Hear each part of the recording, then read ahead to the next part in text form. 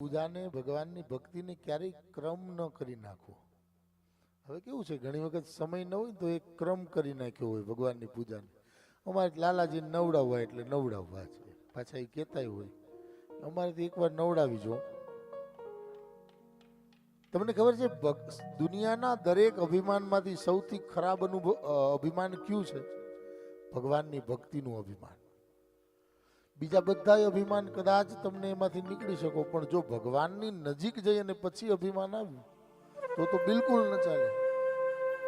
ઘણા લોકો આવીને એમ કે મારે તો 5 માળા કરવાની, જો ત્યાં સુધી હું મોઢામાં દાણો ન નાખું. પણ એ કહેવાય નહીં, એ કરાય.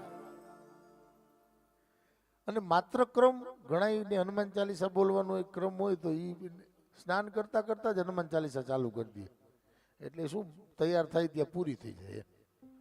એટલે એક કામ પતે, જલ્દી પૂરી થઈ જાય પછી મને નાસ્તો દઈ દે તો હું કામે જાઉં.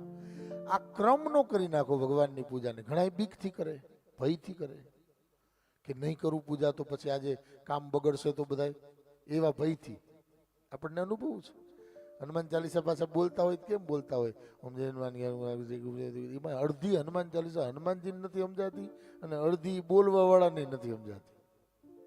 હવે ઈનો એ માણા ક્યાંક આમ હાઈવે ઉપર બરોબર ક્યાંક ફસાણો હોય ને આમ 20 કિલોમીટર ક્યાંય લાઇટું ન હોય ને આમાં 20 કિલોમીટર લાઇટું ન હોય અને બરોબર અંધારું હોય ને એમાંથી કોઈક પડખે નીકળે એ કહેતું જાય કે અહીંયા ક્યાં તમે હલવાણા, અહીંયા તો ભૂત થાય છે.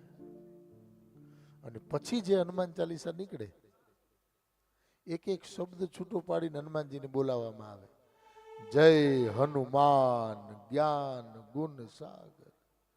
આપણે એમ થાય કે વ્યાકરણ શાસ્ત્રી લાગે છે, એક એક શબ્દ છૂટો પાડે છે.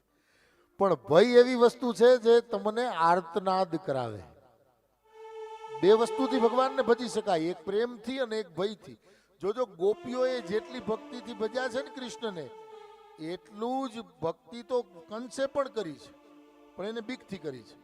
એ કૃષ્ણ આવ્યો, એ કાનુડો આવ્યો, એ દેવકીનો 8મો આવ્યો, એ મને મારશે.